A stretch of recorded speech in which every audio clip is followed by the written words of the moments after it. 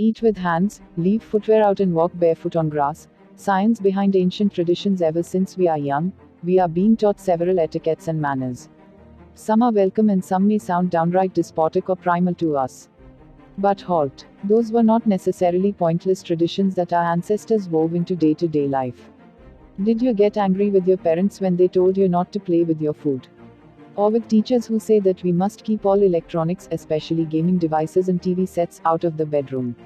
Now, sleep experts explain the way melatonin and circadian rhythm affect our sleep cycles, but otherwise, we do not realize what harm late nights do to our body. No wonder our ancestors who moved around a lot and ate only between sunrise and sunset were far less riddled with lifestyle diseases than us. Here's a look at some traditions our ancestors, or elders or certain other cultures set, and we demand to know why should we follow them at all. What is the scientific basis for their existence? So, here's an explainer. Eating with your hands. For people living in the West, this seems a little shocking. The first reaction is, you don't know where your hands have been. Well, they are your hands. We sure hope you do know.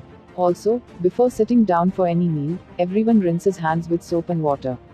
You will find that in every Indian restaurant there's a hand washing station. The benefit of eating with hands is that since it involves the nerves on your hands' fingers, it becomes a sensory experience. It becomes an exercise of coordination between the brain, the stomach and fingers. Messages go back and forth and one ends up eating mindfully, slowly, and relaxedly. This eating with a calm approach aids digestion and also prevents overeating. However, for more liquid foods such as some dal dishes, a spoon can be used. According to marthastwap.com, a scientific experiment proved that food tasted better when eaten with bare hands.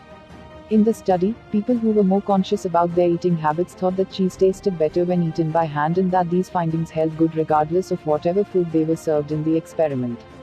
The report asks, could this be why we enjoy biting into a piece of cheeseburger or pizza so much?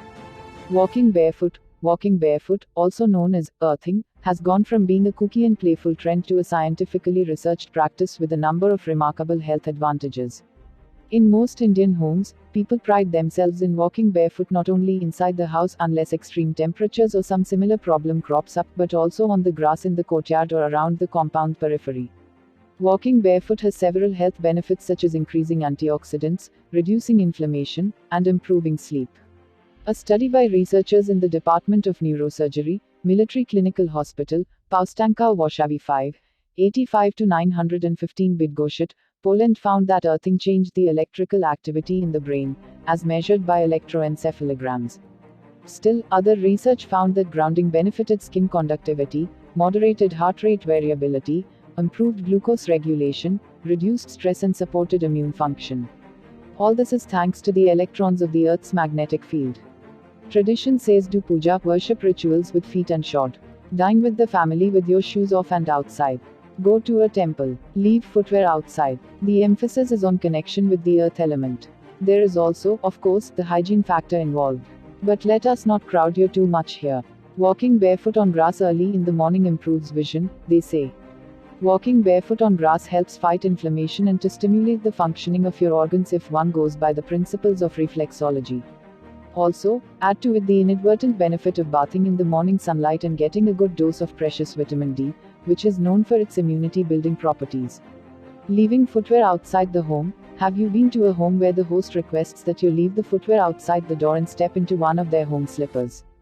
There's a reason why that makes scientific sense, says a report in New York Times. Dreadful, infection-causing bacteria can lodge themselves into the tread and cracks in shoes, which are ideal places for bacteria to linger.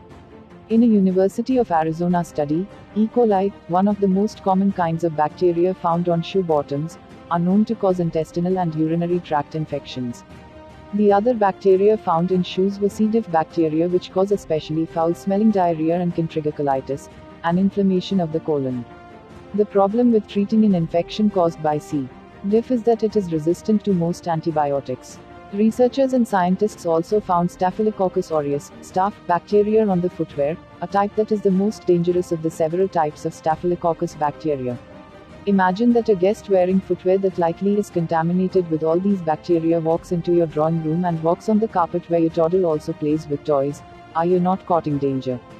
Please save the trees and nature. Please subscribe to our channel. Thank you.